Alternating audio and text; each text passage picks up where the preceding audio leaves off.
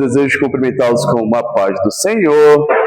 Amados, que dia, que momento muito especial, momento esse, a qual nós estamos aqui para bendizer, enaltecer e engrandecer ao nosso Deus. Eu estou muito feliz pela oportunidade que me é concedida nesta noite e também o ensejo de poder trazer a minha família para estar cultuando ao Senhor neste lugar.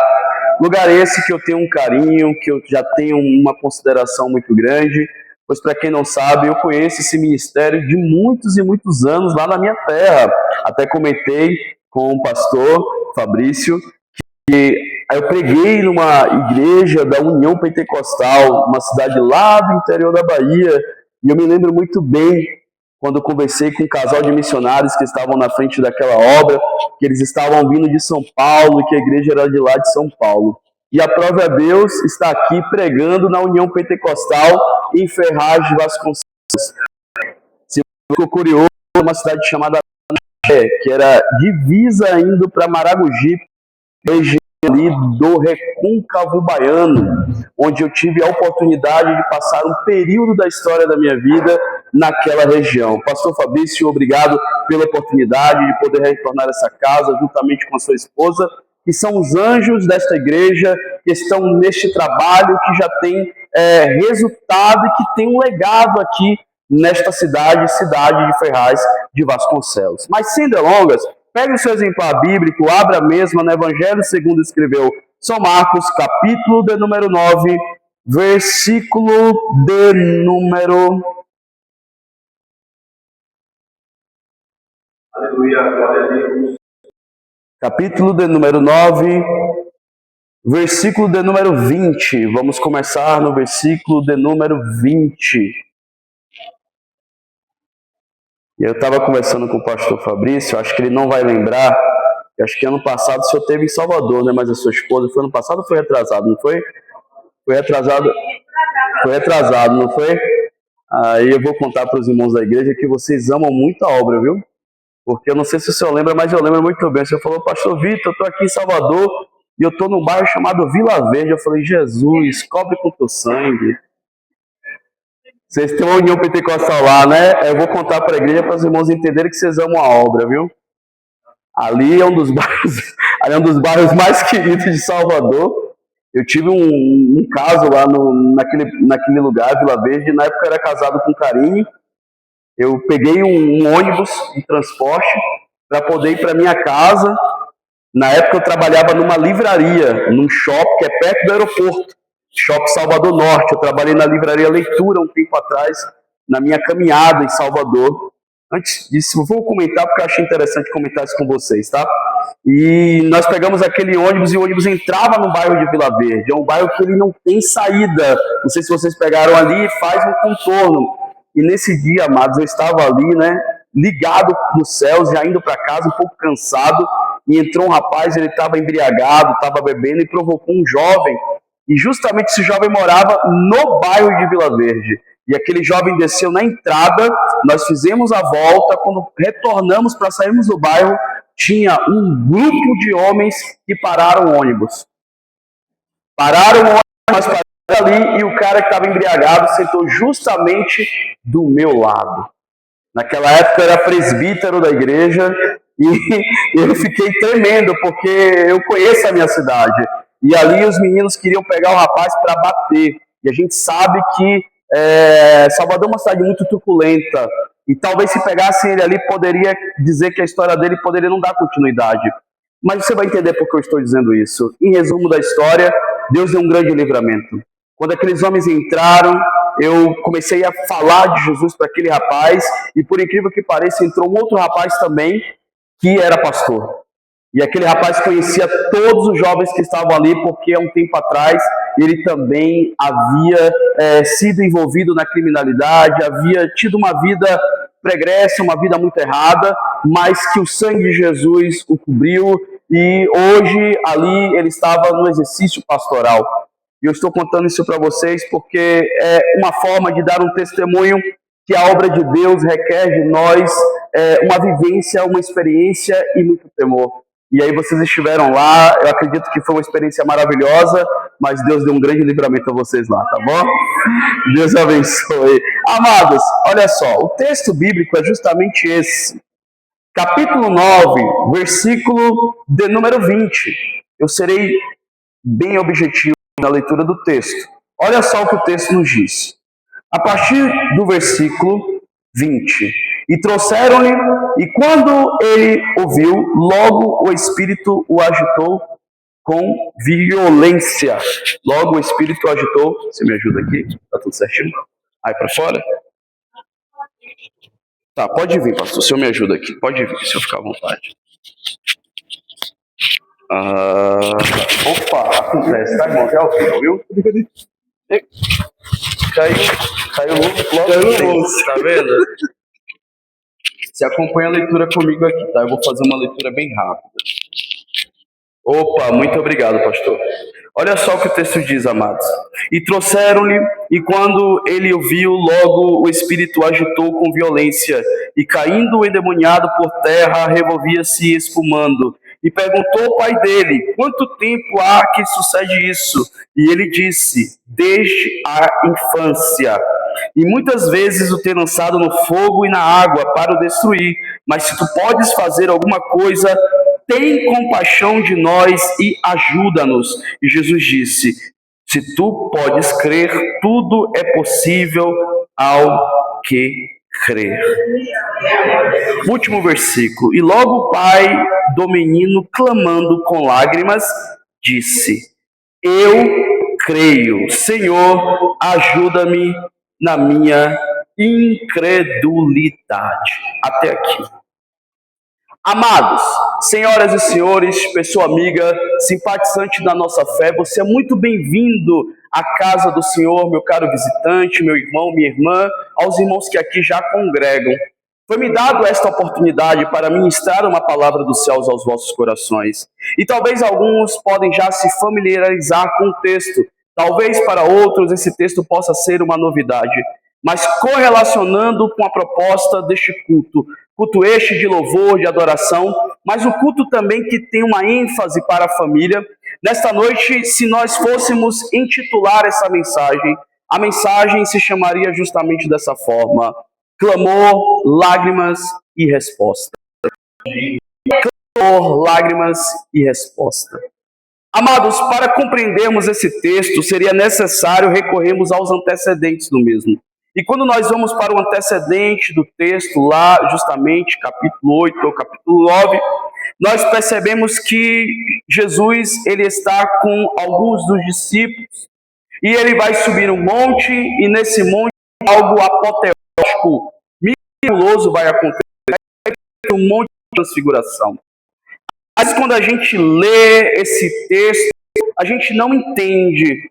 Esse texto que vai ser um antecedente para chegarmos no texto que nós lemos, ele tem uma explicação que, se a gente não lê, não pega o detalhe dele. Muito obrigado. Nesse momento a qual Jesus está com Pedro, Tiago e João, os discípulos mais achegados, Jesus sobe ao monte e lá acontece algo que é muito inusitado. Jesus se transfigura. Essa transfiguração que ocorre a partir do versículo 2 do capítulo 9, Jesus ele toma uma forma e essa forma ela é reluzente, essa forma é resplandecente, essa forma caracteriza vestes brancas como a neve, tais como nenhum lavadeiro sobre a terra poderia branquear. São algumas características. Além disso, alguns sugerem que também a face do mestre transforma, os cabelos do mestre transformam e os olhos também pegam uma característica sobrenatural. Até aqui, o mais importante é justamente isso. É que quando há transfiguração, muitos anunciam que Jesus começa a levitar e vai até direção aos céus, e ao lado dois personagens aparecem. O primeiro é Moshe, seria o seu nome no original hebraico, que nós conhecemos popularmente como Moisés. E o segundo seria Eliarro, que nós conhecemos no português como Elias. Aqui está explicado algo muito importante, porque para quem não sabe, naquele texto daquela época, no contexto, o povo acreditava que o Messias, ele poderia ser Elias, porque existe uma crença na época que o povo acreditava que Elias iria voltar, e tem vários textos que evidenciam isso. Há uma expressão quando diz: tu és o Elias que esperávamos, ou há de vir outro. Alguns até sugeriam que esse Elias é o mesmo Elias do Antigo Testamento. Mas o mais importante aqui também é que outros acreditavam que Moisés poderia voltar. E por isso havia uma crença de que o Messias poderia ser até mesmo Moisés, mesmo sabendo dos judeus que Moisés é morto. Apesar do seu corpo não ser encontrado, e no livro de Judas a gente vê acerca disso, nós percebemos que o povo tinha crendices. E essas crendices são muito naturais nos dias de hoje também. As superstições, ou até mesmo a heresia, o falso ensinamento, que por sua vez conturba a mente do homem, que por sua vez traz dúvida ao coração do homem. Mas olhe para cá, Jesus aparece no meio dos dois. E aqui está uma explicação que é muito óbvia, ou seja, é Jesus dizendo para Pedro, Tiago e João, os mais íntimos: eu não sou Elias, muito menos Moisés. Eu sou o que sou. E detalhe, eu estou no meio deles. E até o ato de estar no meio, caríssimo pastor Fabrício, simboliza superioridade.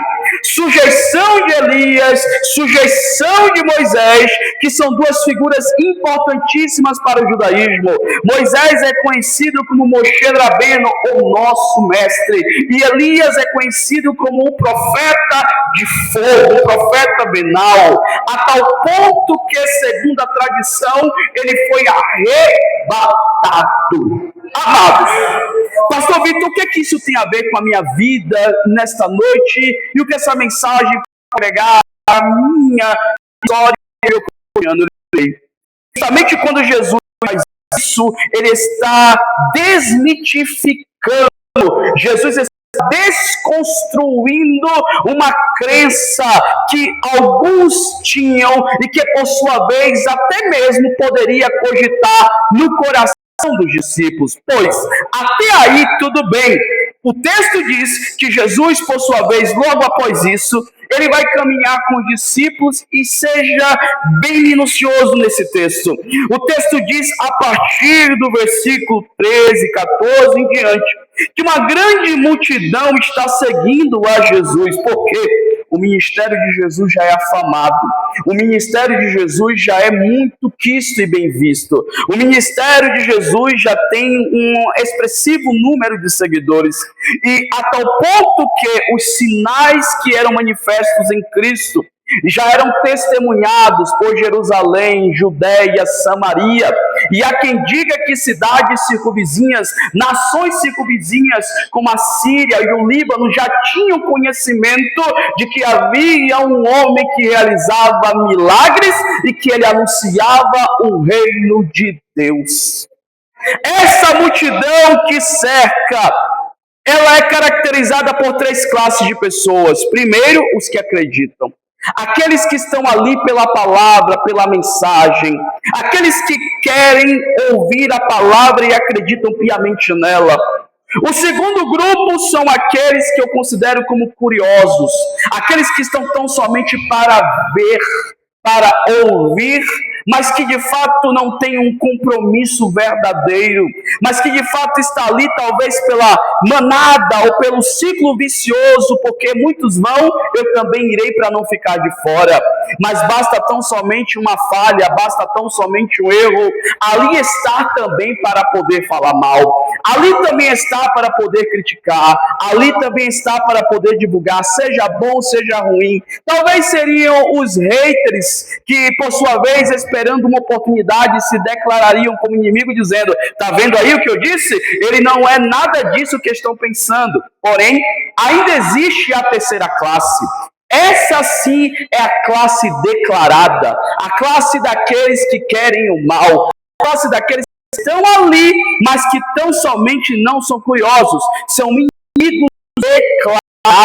E por sua vez, além de serem inimigos declarados, somos os que chamamos de incrédulos, ou seja, Jesus não realizou determinados milagres para determinadas pessoas porque elas não acreditavam que ele poderia realizar. Jesus não realizou feitos em vida de pessoas porque elas não acreditavam que ele poderia fazer, e principalmente daqueles a qual eram presentes da sua região por nome Judeia. Jesus deu testemunho que muitos não acreditavam, e aqui mostrando que a fé é o vínculo que nos aproxima de Deus, é bíblico.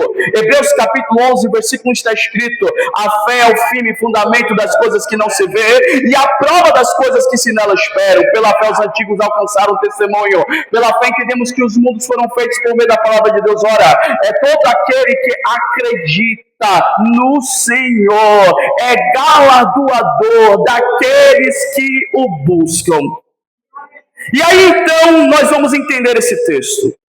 Três classes de pessoas, uma multidão, porém um pai. Um pai aflito. Um pai desesperado. Um pai que tem um filho, você lê o texto comigo, que desde a infância o vê sendo lançado no fogo e na água. Um pai que a Bíblia não fala o seu nome, não diz profissão, mas atribui o sofrimento deste pai. Um pai que tem um filho que muito ama. Ele poderia ter mais filhos, não vai ficar disso. A Bíblia dá evidência que tem filho que tem um problema. A Bíblia fala de um filho que, por sua vez, o problema dele é um problema de origem espiritual. É um problema cognitivo. É um problema que leva a esta criança estar desnaturalizada daquilo que é natural de um vínculo entre a relação pai e filho. Imagina para o pai ter um filho e esse filho não poder sorrir como qualquer criança normal pode sorrir. Eu estava hoje brincando com o Samuel e brincando com ele na cama, e quem é pai sabe o que eu estou dizendo. Hoje não é dia dos pais, mas o Senhor me trouxe uma palavra para falar com os homens aqui, em especial. E uma das brincadeiras que o Samuel tem está vinculada aos heróis.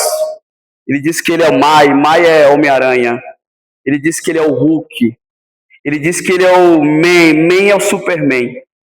E o Samuel vai brincando, e uma das brincadeiras que o Samuel tem, que eu não ensinei a ele, tá? Eu não ensinei ele não, viu?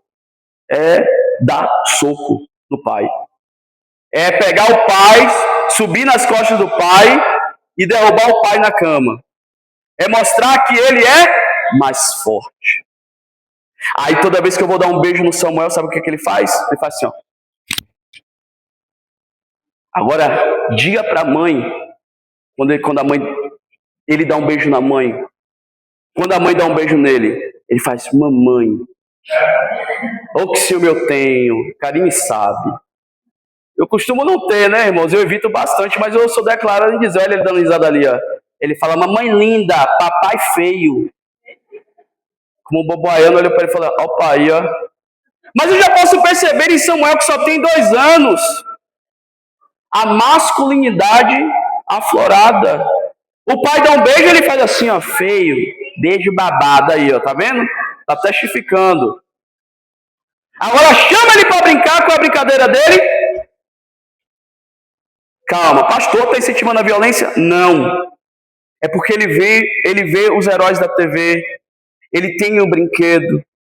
Aí eu falo para ele, ó, não pode. Ele tá certo, ele para, mas depois ele volta. Porque isso é natural do comportamento masculino.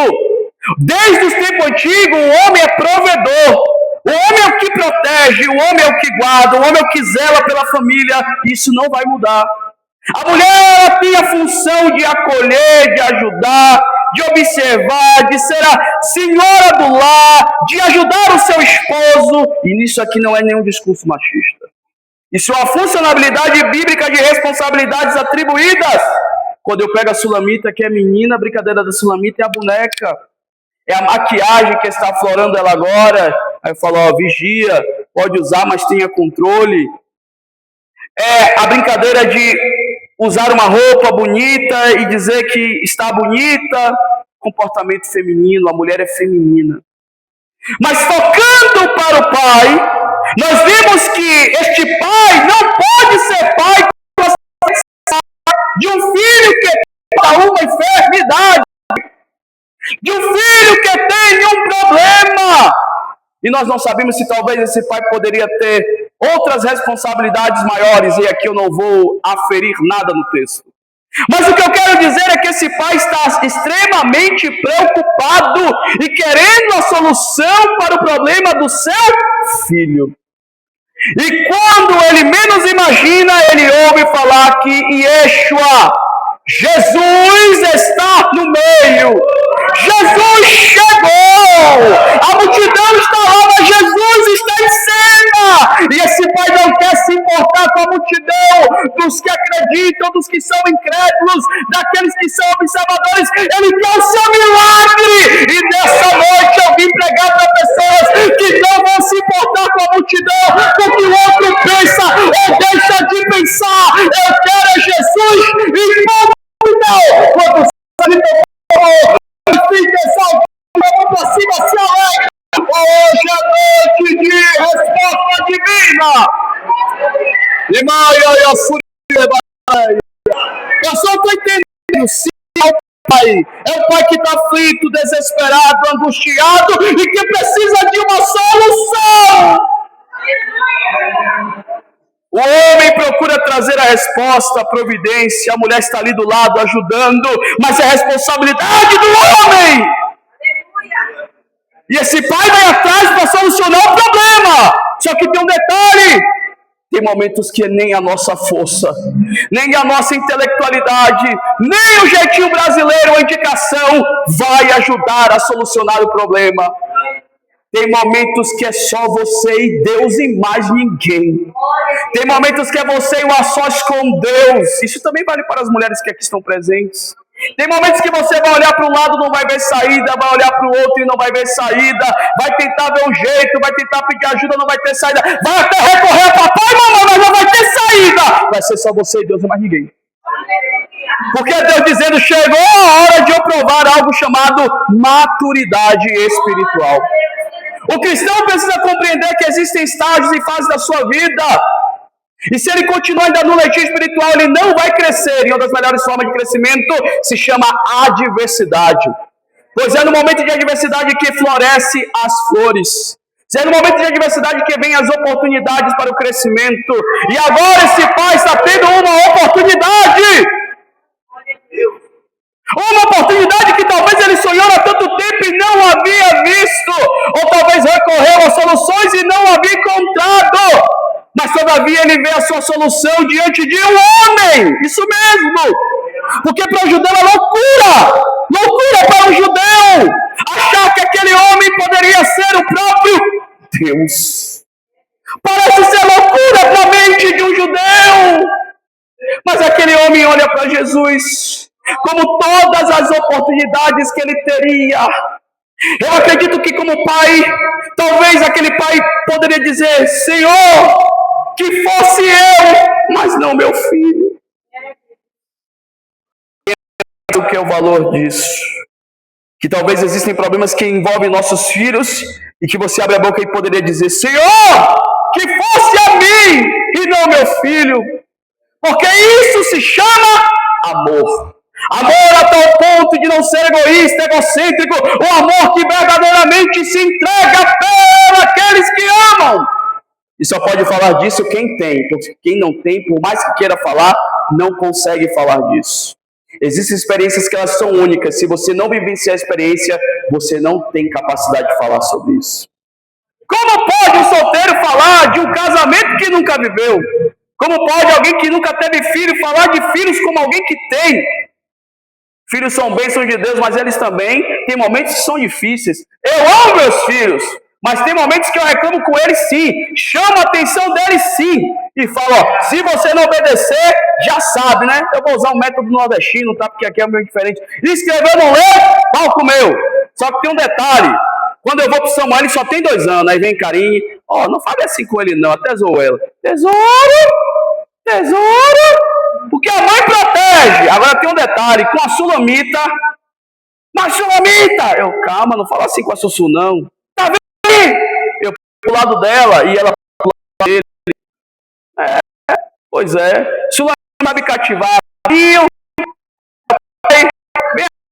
Hoje eu vou ver, Karine. Pai, vamos sair hoje. Falei, pra onde? Ô, minha que gosta de mercado. Gosta de mercado. Minha filha ama mercado. Ela sozinha banho de manhã cedo. Carinho sabe. Tomou banho, pintou o cabelo, botou o vestido. A roupa toda colorida, uma roupa de colorida, um casaco, um vestido. Botou o cropped dela, que ela ganhou o cropped e agora ela usa. O cropped é meio que uma sandália personalizada. Pintou o cabelo dela. Meu pai, vamos no mercado. Falei, menina, 7 da manhã. Ela não abriu ainda não? Eu falei, não, acalme-se. Aí eu me arrumei todo e tal, fui lá com ela. Eu falei, Jesus, ainda falei pra ela, só tem tanto, tá? Ela, não, eu sei, só vou pegar umas besteirinhas. Besteirinhas é uma expressão que a gente usa pra dizer, vou pegar umas... Aqui na Bahia chama de merenda, né? Eu comecei a... lanche. E aí ela foi, pegou o chocolate dela. Falei, calma, vamos pegar o que é essencial. Ah, não, mas aqui também é essencial. Aí foi o chocolate, o salgadinho dela, ela pegou dela. Falou, esse aqui é pro Samuel. Ela pensou no irmão, depois dela, tá? Aí fui lá, peguei algumas coisas e passamos. E eu comecei a refletir. O que é que um pai que ama não faz por um filho? Eu não fui pro shopping a semana passada para assistir o Homem-Aranha? Ainda contabilizei, pastor. Vou até revelar. Falei com carinho, vamos gastar só R$200. Que R$200? Nada ali no shopping de Suzano. Que nada. Eu paguei meia porque sou professor.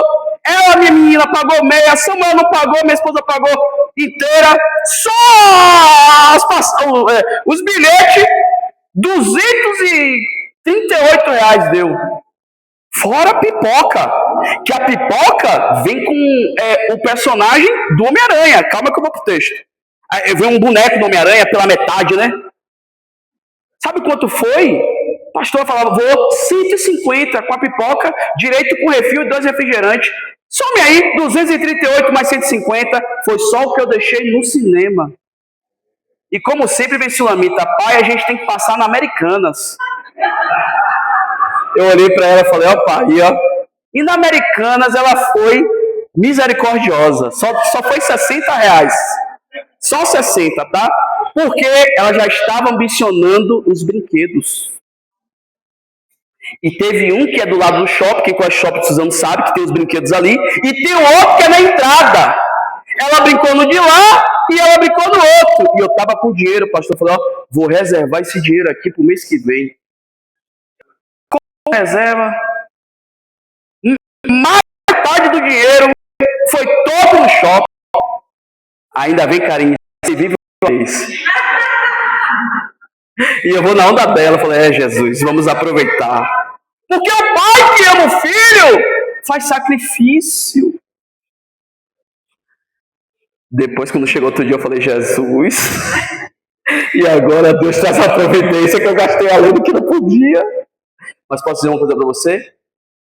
Eu sei, é uma frase que não é bíblica, mas ela faz sentido também. Tem coisas que tudo vale a pena também se a alma não é pequena.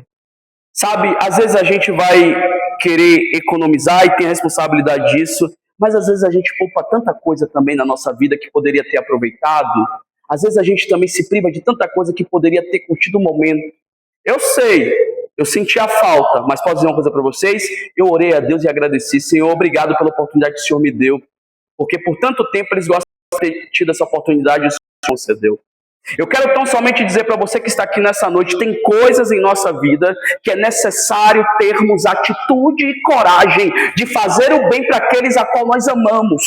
Isso mostra que nós não estamos tão apegados a nós mesmos, mas mostra o nível de afetividade e de amor. E por conta disso, este pai desesperado não se importa com a multidão, ele não se importa com o que vão pensar ou deixar de pensar, ele não se importa com o problema do filho, porque tem pai que fica com vergonha de filho, tem mãe que fica com vergonha de filho, mas esse pai não. Eu estou dando a minha vida, eu estou me entregando, estou me lançando, eu quero que ele me ajude, eu quero que ele faça um milagre, eu creio que ele pode resolver o meu problema. Ei, nessa noite, no meu pentecostal, realizado na medida do segundo, o meu Deus está dizendo para você: ei, entrega o teu caminho, o Senhor confia nele, e o mais ele fará. Hoje é noite de colocar a tua necessidade diante de Deus. A minha avó tem uma adagio que ela diz assim: olha, infeliz é aquele que ficou conhecido por nunca ter tentado. Tem coisas que precisamos lançar e acreditar, irmos à frente, irmos além, colocarmos aquela tapa, exercemos a fé. Chega de ser o cristão medroso. Às vezes você é tão cautelosa, que deixa de viver oportunidades extraordinárias porque não tem coragem de vivê-las. E não estou falando mal e não leve como preconceito, tá? Porque eu particularmente conheço 20 estados do Brasil, conheço 3 nações, e posso falar a perspectiva, o olhar que eu tenho sobre cada estado. E fazendo uma leitura sobre São Paulo, eu percebo que o povo paulista é um povo muito guerreiro, muito trabalhador, muito prudente, cauteloso, comedido, diferente de nós nordestinos, os baianos. O baiano já é um povo mais expansivo, mais comunicativo, mais alegre, fala demais, comunica demais. Às vezes você conversa com alguém em Salvador, a pessoa conversa a vida dela toda como se já te conhecesse. O paulista já é diferente. O paulista já é mais cauteloso, já é mais observador. Isso é natural da cultura paulista. Tem toda uma situação histórica, tem toda uma situação até climática envolvendo, porque lugares que o clima é mais frio tendenciam as pessoas a serem mais introspectivas, mais cautelosas na comunicação, e também isso porque São Paulo agrega uma população muito grande. O nível de escolaridade também influencia bastante. Mas onde eu quero chegar com isso é dizer o seguinte: tem oportunidades na sua vida que você só vivenciará se você acreditar. Essa mensagem está falando de tempo oportuno. E eu fui pesquisar no dicionário, pastor, que a palavra oportunidade, ela significa vento favorável, que sopra a teu favor para você chegar no seu destino. A palavra oportunidade, a grosso modo, é justamente isso. É o vento que sopra a teu favor para que você chegue ao teu destino. Só que tem um detalhe. Não quer dizer que é apenas o vento que sopra, mas a embarcação que caminha e que há direcionamento e que há força. É comparado a marujos, ou aqueles homens que ficam, lá no Nordeste chama de alfaiate, que remam, mas que aproveitam o vento favorável para que possa chegar. Tem 2 elementos: o vento favorável, que não depende de você, mas é a atuação que vem dos céus. Mas o ato de remar, que não provém dos céus, é a atitude sua. E justamente aqui, o vento é favorável, porque Jesus chegou. O vento é favorável, porque Jesus está aqui. O vento é favorável, porque o meu problema está aqui também. E hoje é noite de eu apresentar a minha causa a Ele. Hoje é noite de eu clamar a Ele. Hoje é noite de eu abrir o meu coração a Ele. Escute isso. Clamor. A Bíblia nos ensina em Salmo 50, versículo 15, Clama-me no dia da tua angústia, que eu te livrarei e tu me glorificarás. A palavra clamor significa falar, expressar com palavras. Os judeus do Antigo Testamento rasgavam suas vestes, colocavam a boca no pó e falavam com Deus a fala do coração, que significa a oração. Essa oração que a fala do coração colocava exposto a sua nudez, ou seja, colocava disposto tudo aquilo que estava dentro para ser expressado a Deus com palavras, não se importando com o mundo espiritual da maldade, porque quando nós falamos, Ele também ouve, mas tão somente acreditando que aquele que ouve, que cuida de mim, que não me deixa, que não me desampara, que não me perde vista, Ele vai tomar a minha causa em justiça, e no tempo certo, na hora certa, Ele vai agir em providência na minha história. Clamor é ato que o cristão precisa saber desenvolver em favor da tua casa, da tua família, pelos teus propósitos, pela tua vida. Ei, há quanto tempo não clamas? Ei, há quanto tempo não expressa com palavras aquilo que sente diante dele? Está tão acomedido pela materialidade dessa vida, está tão preso, é cara crachá, é trabalho para um lado, trabalho para o outro, é tanta responsabilidade que ele sufoca. E este sufoco lhe traz falta de discernimento. E essa falta de discernimento lhe traz cegueira. O inimigo cegou o entendimento dos incrédulos para que não resplandeça a glória de Deus. E muitas vezes você precisa vir ao culto para receber uma injeção de ânimo, um despertar, que você precisa orar. Só que não. Às vezes tem situações que nós ficamos de boca calada. Só pensamos, estamos orando. Orar também, com boca calada, em pensamentos. Porque o nosso Deus, Ele sonda. Mas tem momentos, pastor, que é falar com Deus. É abrir a boca! Que nem os vídeos, os memes na internet. O cara tá, Deus, entre em providência e faz milagre. Aí tá o vizinho, ô irmão, fala mais baixo que ele não é surdo. União Pentecostal sabe o que é isso? Porque é uma igreja pentecostal. É uma igreja que acredita nos dons espirituais, que tem momentos que eu tenho que abrir a minha boca e clamar e falar alto, Deus, tome a minha casa em providência, responde o meu problema, por favor. Porque tem clamores que Deus ouve e responde. Quer ver um exemplo? O próprio Elias, quando clamou, ele estava diante dos profetas de Baal e de Aserá, então somente eles, os sacerdotes clamavam, gritavam, batiam, e Elias estava calmo, solícito, tranquilo. Quando foi a vez de Elias, ele abriu a boca, fez um clamor, orou diante de Deus, e Deus ouviu a oração de Elias, mandou fogo do céu, e nessa noite eu profetizo, ei, abre a tua boca, eu vou enviar fogo do céu, abre a boca, eu respondo de fé, abre a boca, eu ainda consigo o desejo do teu coração. Pastor Fabrício, por que eu vim aqui pregar hoje? Eu vou te falar te olhando nos olhos. Nós não temos tanta proximidade, mas temos proximidade sim. Porque num tempo que eu estive em Santa Catarina, eu falei para o Senhor que o Senhor foi um dos pastores que eu mais me comuniquei. E eu criei no meu coração uma afetividade para contigo. E eu percebi no Senhor a todo momento, querendo também me ajudar. O Senhor lembra da outra vez, já tem uns meses, que o Senhor me viu ali naquela loja de carro. O Senhor foi conversar comigo.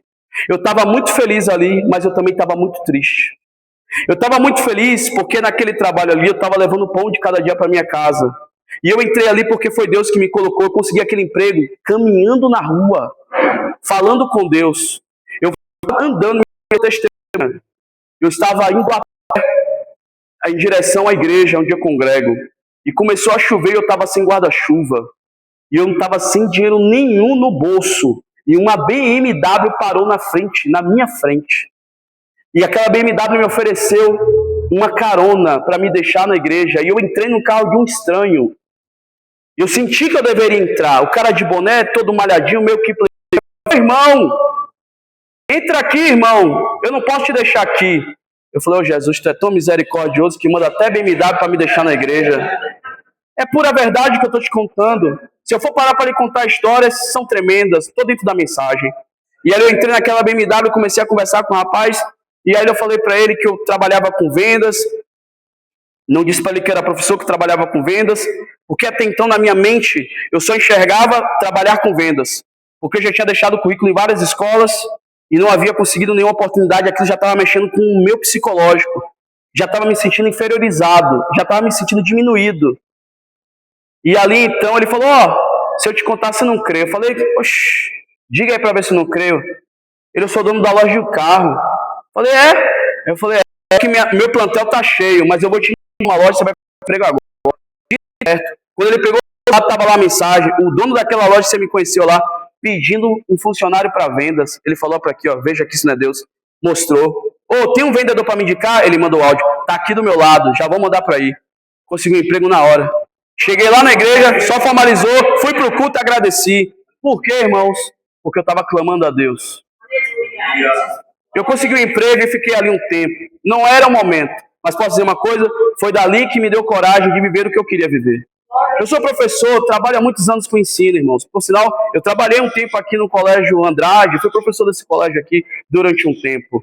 Mas eu precisava voltar e o meu coração estava muito caído, porque eu não estava conseguindo oportunidade nenhuma. Calma, eu vou chegar na parte mais importante.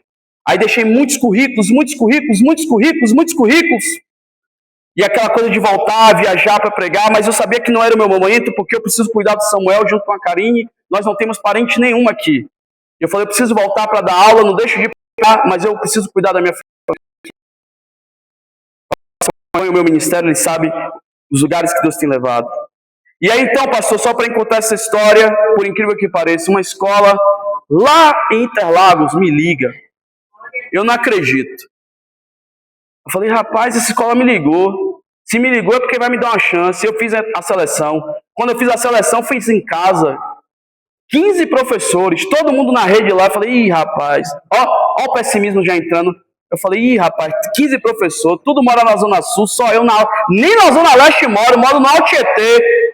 Ei, tem momentos que você se menospreza, Deus está abrindo a oportunidade para você e você não está enxergando. Eu falei, poxa, calma aí, se pelo menos me deu oportunidade, é porque está me dando uma chance de eu apresentar aquilo que eu mais sei fazer. E eu cheio de vontade. Elaborei um discurso na mente, ela foi entrevistando cada um, aí na hora que ela entrevistava, a pessoa que ela entrevistava ficava, e as outras saíam, depois ela chamava. Eu era o último, porque meu nome é com a letra V. Todos foram, aí a coordenadora falou, professor Vitor, agora é o senhor é o último. E eu ansioso, né? E eu comecei a falar. E eu pedi a Deus uma orientação. Senhor, o que é que eu falo? Eu falo do meu currículo? Modéstia à parte, não tem um currículo ruim para professor. Mas o Senhor falou no meu coração, entenda isso. Não precisa. Porque está escrito. Fale quem você é. Aleluia. Eu peguei a senha. Deus fala, irmãos, ele é Medaberel, tá? Ele instrui você. Fale com ele que ele fala com você. Tá? Porque às vezes você quer tomar decisão por você próprio, agir por você próprio, e depois você não vê Deus falar. Mas quando você fala, Senhor, ajuda-me! Eu clamo a tua presença, Deus! Ajuda-me na minha incredulidade! Diga quem é você. Aleluia! Eu me chamo Vitor Reis Smith de Brito, sou nascido numa cidade de Salvador, na Bahia, moro em São Paulo, sou professor, casado e também sou cristão, pregador do Evangelho, pastor e almejo entrar nessa instituição de ensino porque eu amo ensinar, eu sou pai. E como pai, eu preciso transmitir bons valores para os meus filhos. Eu tenho uma experiência na área do ensino de história e em outras matérias. Mas o meu pai é professor, a minha mãe é professora, eu tenho tios professores. E eu tive a oportunidade de conhecer e viajar a alguns lugares. Ela, professor, tá bom. O RH entrará em contato com o senhor. Eu dei um glória a Deus. Fechou ali. Passou uma semana. Na semana do meu aniversário, eu ainda estava nesse contexto, esperando uma oportunidade. O telefone toca, a mensagem vem e a oportunidade acontece. Calma que agora eu vou lhe contar o problema, porque nada vem fácil. Eu fiz a entrevista em que bairro foi mesmo de São Paulo, vocês lembram? Interlagos é perto de Suzano? É longe, né? É, mas a vitória veio. Você pede coisa para Jesus, mas isso é consequência. Eu botei o currículo, a escola me entrevistou, fiz a entrevista. Eu sabia que, sendo aprovado, eu teria que ir para lá. Mas diga comigo assim, ó, repita comigo assim, ó, tem coisas que você pensa que é de uma forma, porém Jesus estende de outra. Enquanto eu estou limitado em Suzano, Jesus está dizendo calma, porque o que eu vou fazer em você, eu vou estender para você e para os seus. Eu estou lhe contando esse testemunho é verdadeiro, porque mês que vem eu terei que me mudar para São Paulo. Calma, porque num tempo da experiência eu estou passando no corredor da escola, já sido aprovado. E no dia que eu fui aprovado, calma, uma coisa emenda a outra. Quando eu fui aprovado, que eu cheguei na escola, eu perguntei para a supervisora, por que a senhora me aprovou? Eu perguntei para ela, ó, cara de pau, o que foi que levou a senhora a me aprovar? Ela olhou para mim e falou, eu nunca vi tanta vontade, nunca vi tanta força de querer. E ela sou intuitiva. Ela não é evangélica não, tá? Ela gosta de umas pedras, umas coisas assim. Mas ela, eu sou intuitiva. Mas eu sei que eu fui iluminada por Deus para você ser aprovado. Porque a nossa escola precisa de um professor como você. Calma! Jesus sempre vai lhe colocar no ambiente da bênção. Depois que ele prova você, viu? Quando eu vou conversar com a diretora olhou para mim, olhei para ela olhou para mim, eu olhei para ela me perguntou, eu perguntei a ela viu o jeito dela, ela de saia, eu de social, e ela olhou para mim, eu olhei para ela, falou, tu é crente? Falei, sou. É pentecostal? Falei, sou. Eu também sou, Glória! A diretora da escola é crente pentecostal, se eu lhe contar, tu não crê, dá Deus e amor. A diretora da escola dá Deus e amor, deixa eu lhe perguntar qual é o colégio, você conhece? É um dos mais famosos de São Paulo. Objetivo. Mas eu estava aqui em Suzano acreditando que eu não poderia viver o extraordinário. Aí passa a entrevista, a diretora me para. Professor, e aí, quando é que a filha vem? E assim, terminou a experiência, 3 meses só. Geralmente as escolas, quem é professor, sabe o que eu vou falar. Depois de 1 ano, né, professor, que a escola dá a bolsa, ela olhou e falou, e aí, tua filha? Eu falei, sabe como é, né? Ela, professor, a bênção já está na sua mão. Tá perdendo seu tempo, vem para cá. Ó como Deus usa as pessoas. Saiu da própria boca da dona da escola. Minha filha ganhou a bolsa. Pastor, o que a sua vida tem a ver com essa mensagem? Eu estou lhe dando um testemunho vivo, que há meses atrás eu estava numa prova que só Jesus. Ainda viu, pastor, que a gente se encontrou, tô com um projeto aí, tal, mas eu, peraí, pastor, vou me envolver nisso aqui, mas a cabeça sabe tanto, pastor Fabrício. Por isso que eu queria que o senhor soubesse isso. Eu estou dando um testemunho. A Bíblia diz, e aqui eu vou encerrar. O vento sopra onde quer e ouve a sua voz, não sabe para onde vem, nem para onde vai, assim todo aquele que é guiado pelo Espírito de Deus. João capítulo 3, versículo 8, ou seja, a sua vida está na mão de Deus, é Deus que direciona a sua vida. Ei, entrega o teu caminho ao Senhor, confia nele, mas ele fará, ou seja, a partir do momento em que eu clamo e direciono a minha vida diante de Deus, Deus tem controle da minha vida. Então fica tranquilo diante da prova, diante da luta, diante da salvação, porque o Senhor está abrindo caminhos, e os caminhos serão respostas para que você possa glorificar o nome do Senhor. Quantos acreditam, glorifica, exalta Ele. Hoje é noite de resposta, hoje é noite de solução. Pronto, eu lhe contei essa história e vou para o texto. Até um tempo atrás, eu não sabia o que ia acontecer comigo, mas a resposta veio e já me direcionou para aquilo que eu acredito. E onde eu não estava sendo valorizado, Jesus me fez valorizar no ambiente que Ele queria me colocar. Agora esse homem está desesperado. E aí ele chega para Jesus. Olha só o que o texto diz. Há uma multidão,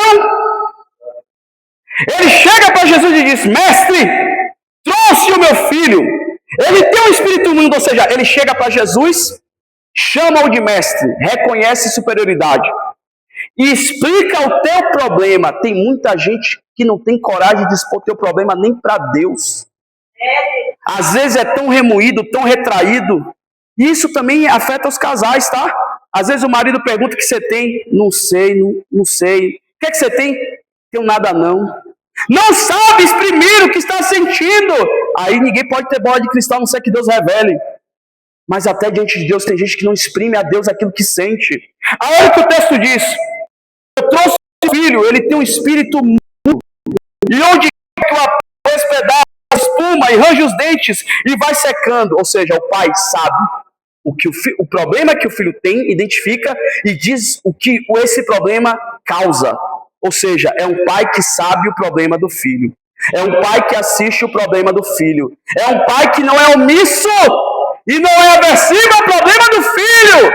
Segundo detalhe, ele poderia pedir para ele: Jesus, faz 3 desejos para mim. Todavia ele pediu para que ele ama. Outro detalhe do texto. E teus discípulos, onde quer o apanha 10 pedaços, ele espuma, arranja os dentes, vai secando. E eu disse aos teus discípulos que o expulsassem e não puderam. Tem momentos que às vezes Deus otorga algumas situações para liderança, para pessoas, mas às vezes tem momentos que é só você e Deus mesmo. Os discípulos ainda não estavam preparados, eles estavam aprendendo. Mas olha só, isso aqui não foi uma denúncia. Isso aqui quer dizer que ele já procurou socorro e não conseguiu ser atendido. Quantas portas você já bateu e já não foi atendido? Quantos lugares você já clamou e não teve resposta? E ele falou: eu fui, mas não consegui. Então só me restou a ti, Senhor. Aí olha só. Jesus vem. Jesus responde. Jesus diz: ó geração incrédula, até quando estarei convosco? Até quando vos sofrerei ainda? Trazei-me. Jesus explana, mas Jesus soluciona. Traz ele para mim.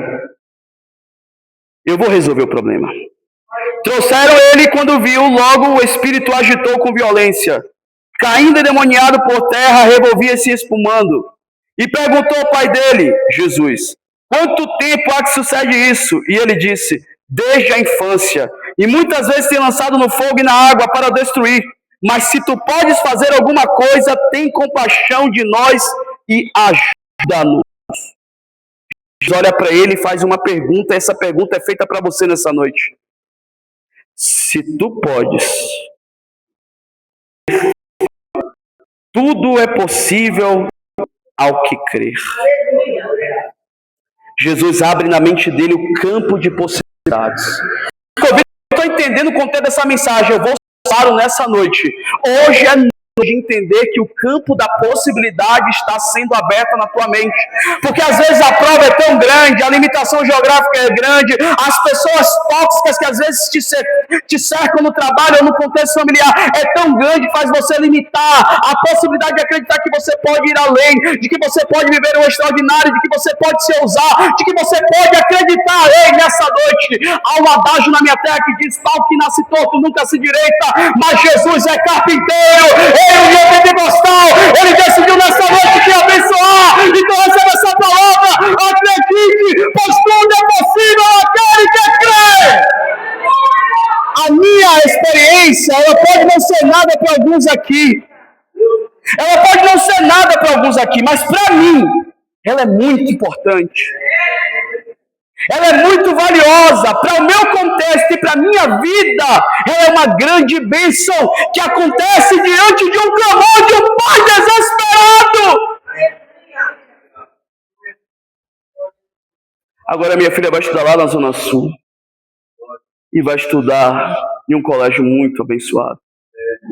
Ela vai ter que mostrar o dela, ela vai ter que mostrar o melhor, mas a bênção que Deus me deu derramou para minha família.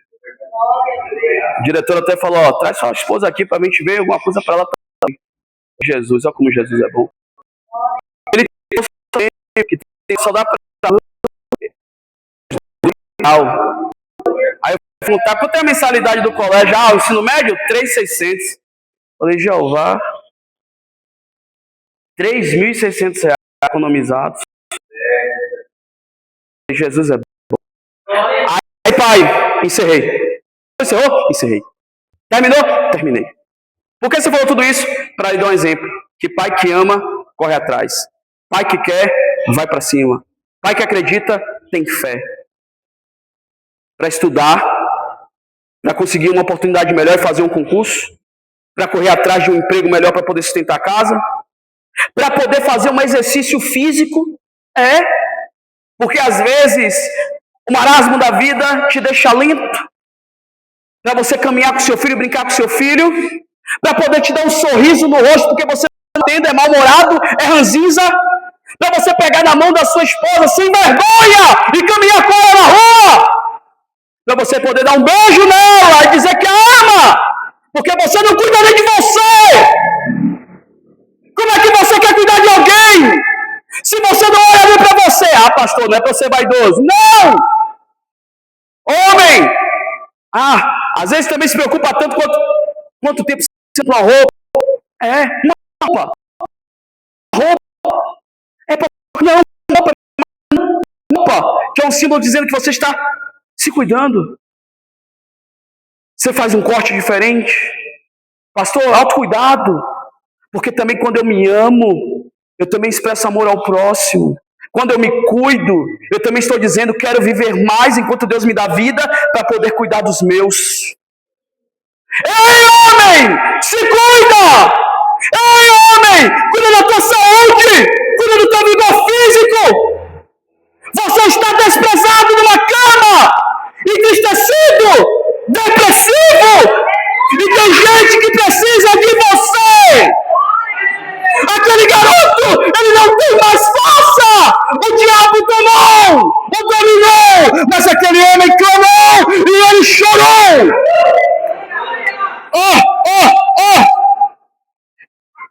E logo o pai do menino clamando, vírgula, terminei, com lágrimas. Ele disse em aramaico, Anima mira donir, azoli bedre munati. Eu vou traduzir. Anima mira donir, azoli bedre munati. Ou seja, eu creio, meu Senhor. Se ajuda-me na minha incredulidade. Anima adoni, azoli bem emunati. Emunati vem de emunar. Emunar quer dizer eu confio, eu creio, eu acredito. Que é comparado a uma criança que de olhos fechados se lança do sofá dizendo, papai, me pega. Samuel já fez isso. Chegou no sofá, abriu os braços e falou, papai, se lançou e eu peguei ele. Porque todo filho acredita que seu pai não vai deixar cair no chão. E Deus está dizendo para você, eu não vou deixar você tropeçar, nem estimar o teu caminho, porque eu não confio em mim, homem.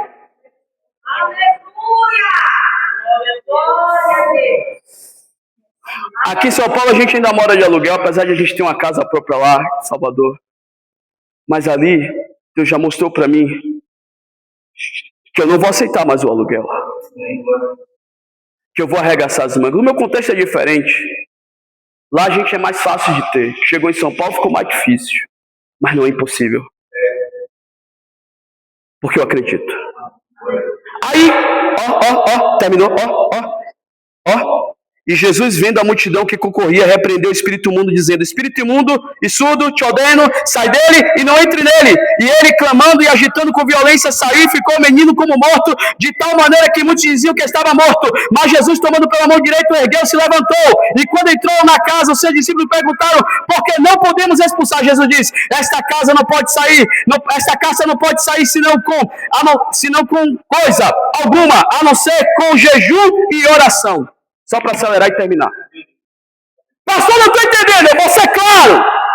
O que é que Deus está falando conosco? Aquele pai clama com lágrimas. Tem momentos que a fala não vai, então a lágrima responde. Você já teve aquele momento de orar para Deus? Eu já tive, de querer falar e não falar, e só descer a lágrima? Jesus entende essa linguagem. Eu não sei o estado que você está, mas se for necessário clamar com lágrimas, clame. Porque Jesus conhece a linguagem das lágrimas. E o que foi que resultou? Milagre. Alterou o curso da natureza, porque aquele garoto era endemoniado, se lançava no fogo, se lançava na água, mas ele recebeu o milagre. E nessa noite eu não sei o teu problema, muito menos a circunstância que você está passando, mas se você acreditar e clamar com lágrima, ele vai fazer o milagre. E a palavra milagre significa miraculo aqui, que quer dizer um ato feito de coisas extraordinárias. Eu profetizo nessa noite, abre o teu entendimento, abre a tua visão. Jesus vai fazer milagre, ele está na casa, aplauda ele e fica de pé.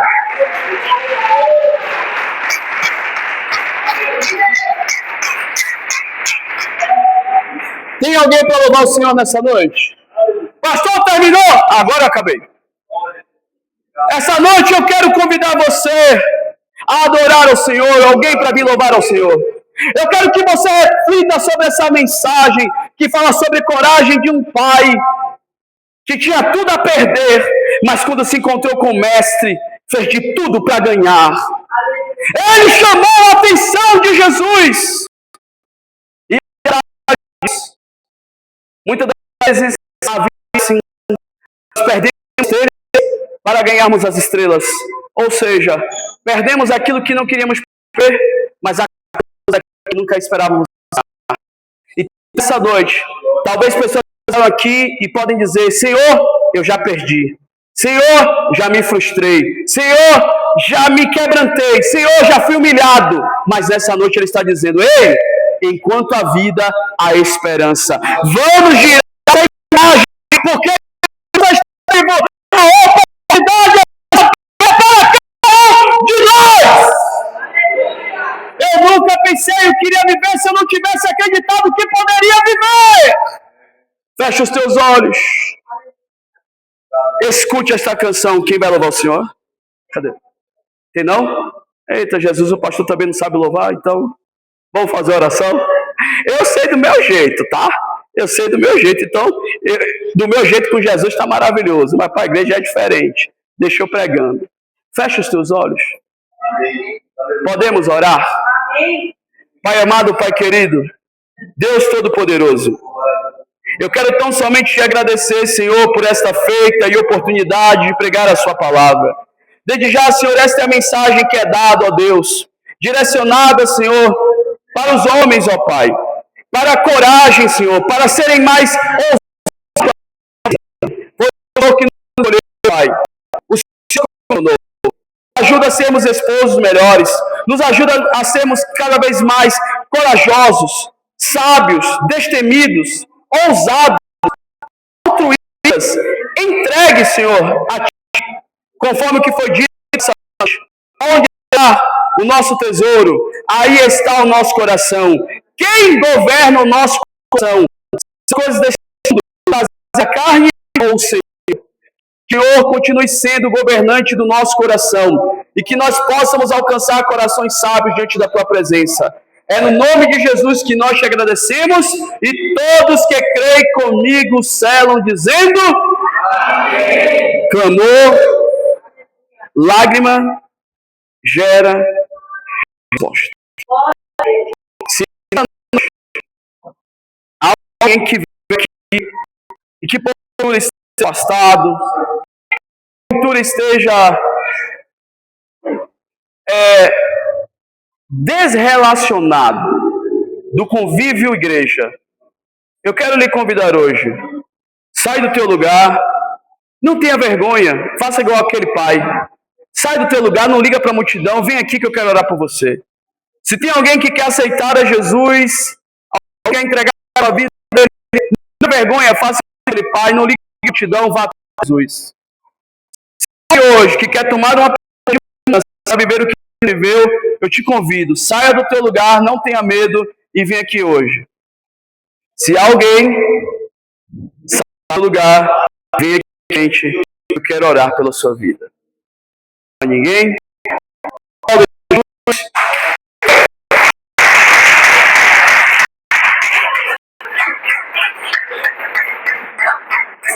Tome assento.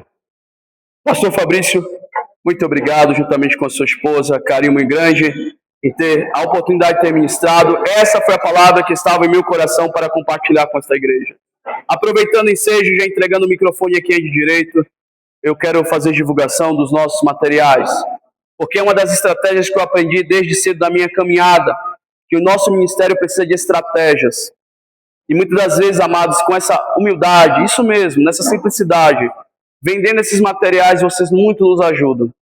Muitas das vezes é uma estratégia que Deus dá para que a gente possa fazer o ID, para que nós possamos irmos.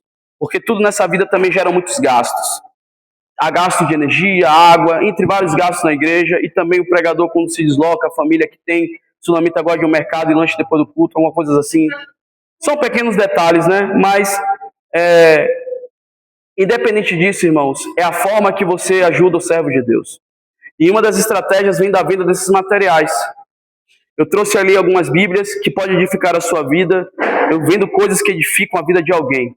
Trouxe Bíblia, trouxe aliança, porque eu percebi, aqui eu já sei que não tem esse caso, mas eu já preguei em algum lugar que fui vender aliança, os pastores sem aliança, os obreiros sem aliança. Falei, meu Deus, rapaz. E teve um dia que eu preguei, foi no Paraná, lá em Foz do Iguaçu. A esposa do presbítero falou, fala mesmo, Deus, é hoje que ele compra. Constrangeu ele no culto, ele foi obrigado a comprar. Ele falou, é porque quebrou, né? Não, já tem 3 anos que você não tem. E ele comprou. Então, se você está nessa situação, não fique acanhado. Seus problemas acabaram, você compra uma aliança que não mareia, não empretece. Agora tem um detalhe, não é ouro, é sabor ouro, tá? Ela é folheada, tá bom? Pastor, não quero aliança, não quero Bíblia. Acabei. Compre a trufa pentecostal. Você come no passa. Ela foi abençoada e é feita com muito carinho. E se você comprar, com certeza você vai abençoar o servo de Deus para continuar fazendo isso. Amém? No mais, Deus abençoe. Muito obrigado. Até aqui nos ajuda o Senhor. E pastor, não sei se é como uma despedida, mas a partir do dia 11, realmente nós estaremos nos mudando para a Zona Sul. E estar aqui hoje foi como um testemunho, sabe? Eu senti que algumas pessoas precisavam ouvir isso, para que você continue acreditando que Jesus faz milagres. Pastor.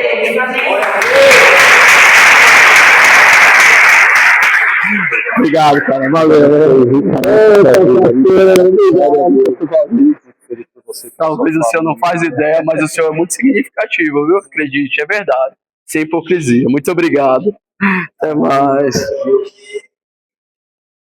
Glória a Deus. Oh, Jesus, obrigado, Senhor. Esse é o Deus. É um Deus injusto. Tem coisas na nossa vida e a gente olha para o lado direito, olha para o lado esquerdo e não vê saída, não vê solução. Mas quando nós entramos na direção do Senhor, Ele traz uma direção para nós. Glória a Deus, muito feliz. Amém. Pela sua vida. Amém. Pela sua família. Obrigado. Sempre tem a oportunidade de acompanhá-lo. É verdade. No seu ministério. É verdade.